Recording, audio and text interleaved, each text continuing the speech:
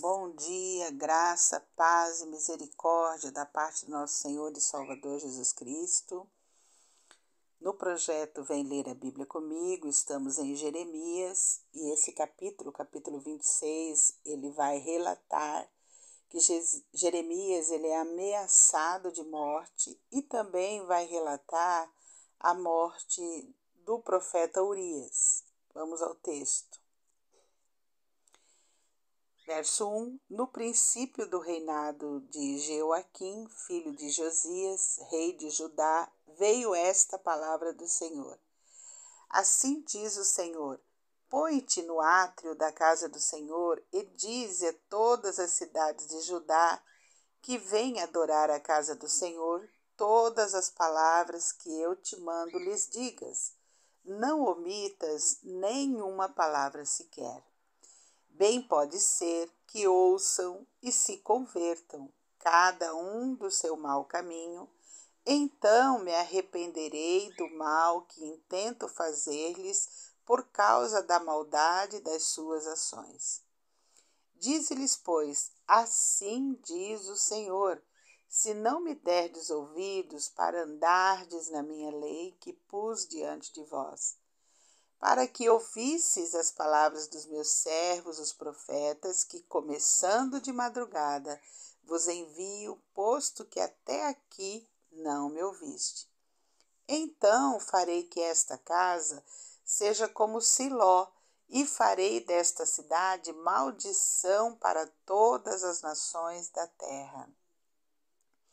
Verso 7. Os sacerdotes, os profetas e todo o povo ouviram a Jeremias quando proferia estas palavras na casa do Senhor.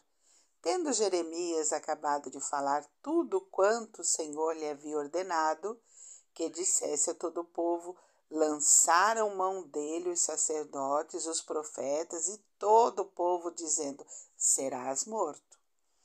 Porque profetizas em nome do Senhor, dizendo: será como Siló esta casa e esta cidade, desolada e sem habitantes. E juntou-se todo o povo contra Jeremias na casa do Senhor. Aqui o povo está se referindo, à casa de Siló, era o local de adoração dos 10 reinos do norte, que já tinha sido extinto lá no ano de 700, E o lugar onde eles adoravam era Siló. Então eles tinham sido, já a casa tinha caído, o templo tinha caído, o local, o povo, e então o povo fica em terror, Verso 10. Todos os príncipes de Judá, ouvindo essas palavras, subiram da casa do rei à casa do Senhor e se assentaram à entrada da porta da nova casa do Senhor. Então os sacerdotes e os profetas falaram aos príncipes e a todo o povo, dizendo: este homem é réu de morte, porque profetizou contra esta cidade, como ouvistes com os vossos próprios ouvidos. Falou Jeremias a todos os príncipes e a todo o povo, dizendo: o Senhor me enviou a profetizar contra esta casa e contra esta cidade todas as palavras que ouviste. Agora, pois, emendai os vossos caminhos e as vossas ações, e ouvi a voz do Senhor vosso Deus. Então se arrependerá o Senhor do mal que falou contra vós outros. Quanto a mim, eis que estou nas vossas mãos. Fazei de mim o que for bom e reto, segundo vos parecer. Sabei, porém, com certeza, que se me matardes a mim, trarei sangue inocente sobre vós, sobre esta cidade e sobre os seus moradores. Porque, na verdade, o Senhor me enviou a vós, outros, para me ouvirdes, dizer-vos estas palavras. Então disseram os príncipes e todo o povo aos sacerdotes e aos profetas: este homem não é réu de morte, porque em nome do Senhor nosso Deus nos falou.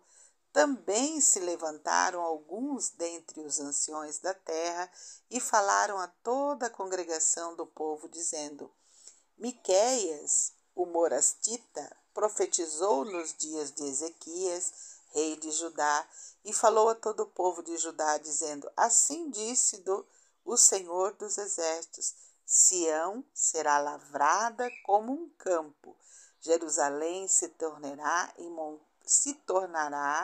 em montões de ruínas, e o monte do templo numa colina coberta de mato. Mataram-no acaso Ezequias, rei de Judá, e todo Judá? Antes, não temeu este ao Senhor, não implorou o favor do Senhor, e o Senhor não se arrependeu do mal que falara contra eles? E traríamos nós tão grande mal sobre a nossa alma?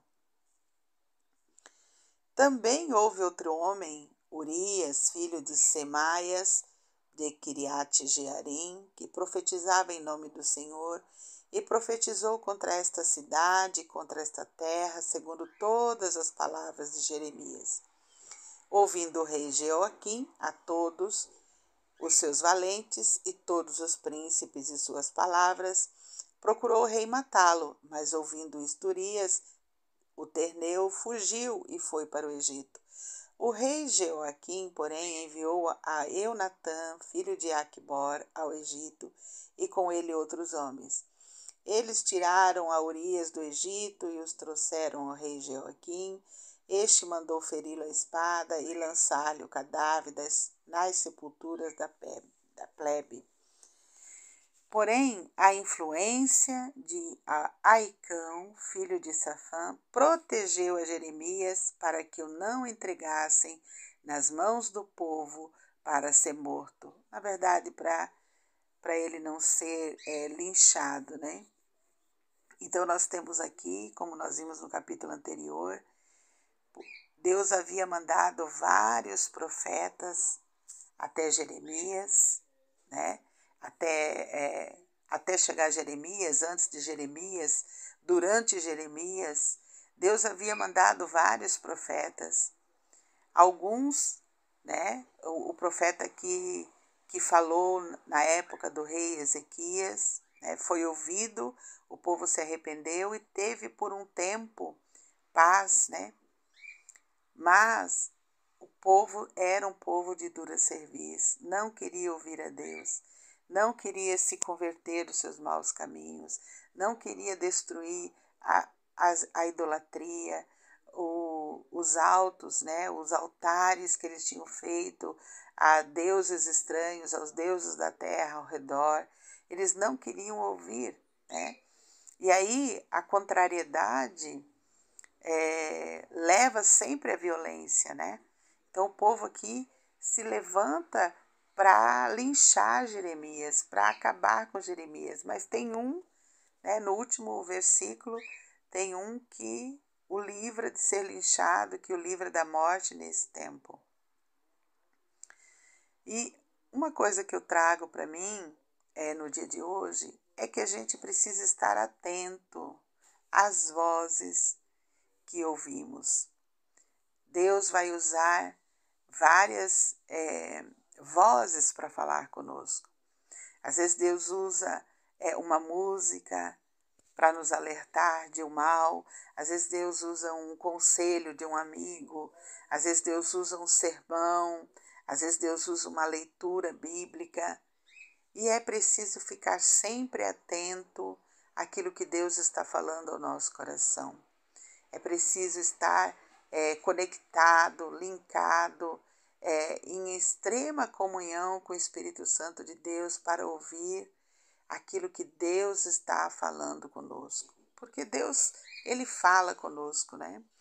A palavra de Deus é uma prova viva disso. A palavra de Deus é prova de que Ele fala conosco. Quantas vezes nós lemos o mesmo texto e, por vezes, o Espírito Santo nos alerta de algo naquele texto que a gente precisa se atentar, precisa se colocar, né? E lembrando, queridos, que o crivo das nossas vidas sempre vai estar na lei moral de Deus, que é os 10 mandamentos, né? A gente sempre precisa nortear a nossa vida na lei moral de Deus, que é os 10 mandamentos, para ter uma vida melhor, uma vida abençoada, uma vida cheia de alegrias, você precisa nortear a sua vida pela lei moral de Deus, que é a lei dos mandamentos, né? Então, sempre olhar para dentro de nós, olhando o crivo da lei moral de Deus, né? Temos tido outros deuses diante de nós, temos idolatrado coisas, pessoas, trabalho. E essas coisas, esse trabalho, essas pessoas, elas têm tomado o lugar de Deus na nossa vida. Nós temos praticado algum tipo de idolatria, temos que avaliar. Temos utilizado o nome de Deus em vão, né? Não temos tido o devido respeito ao nome de Deus.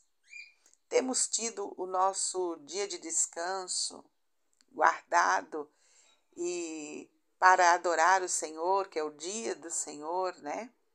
Temos parado as nossas atividades um dia para poder refletir, para descansar, para poder ter a alegria de meditar com o Senhor. Temos honrado nossos pais, né? A lei moral do não matar, a lei moral do não roubar, de não mentir, de dar falso testemunho, de não adulterar, né? De não cobiçar aquilo que não é nosso, né? Então, as leis morais do Senhor, os 10 mandamentos, precisam ser crivo da nossa vida diária, do nosso cotidiano, né? O pecado, ele vem de mansinho, como eu disse ontem. Ele se atravessa na vida da gente de mansinho, às vezes porque a gente está ouvindo a voz da multidão e na voz da multidão não tem sabedoria. Na voz do Senhor, por meio da sua palavra, por meio da sua lei moral, aí tem a bênção da obediência, a bênção de estar no crivo da palavra de Deus e com certeza Deus está conosco. Então, quero orar agora com você. Vamos orar. Querido Deus, amado Pai, nós te louvamos nessa manhã, te agradecemos, te exaltamos. Obrigada, Pai, pela tua palavra. Obrigada, Senhor, porque a tua palavra vem novamente nos convidando, Pai, a acertar o passo, a ajustar o caminho.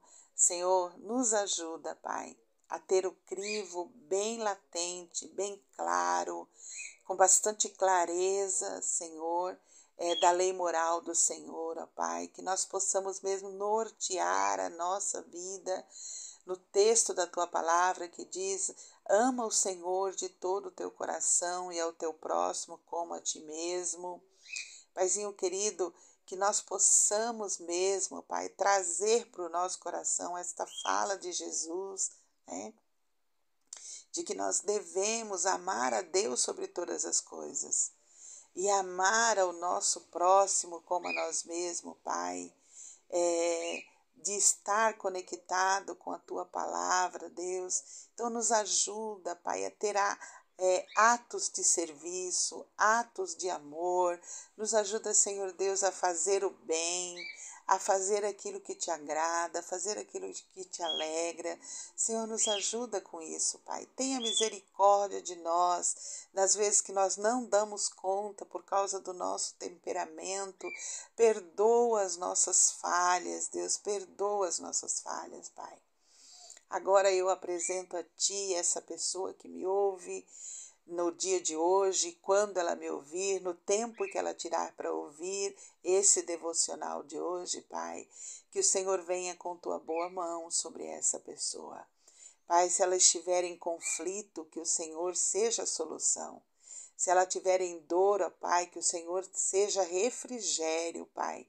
Se ela estiver enferma, que o Senhor, ó Pai, que é o Deus que nos cura, o Jeová Rafá, possa levar, ó Deus, toda a sua enfermidade, Deus. Leva toda a enfermidade, Senhor. Cura completamente, Deus, Ó Paizinho querido, abençoa a vida dessa pessoa.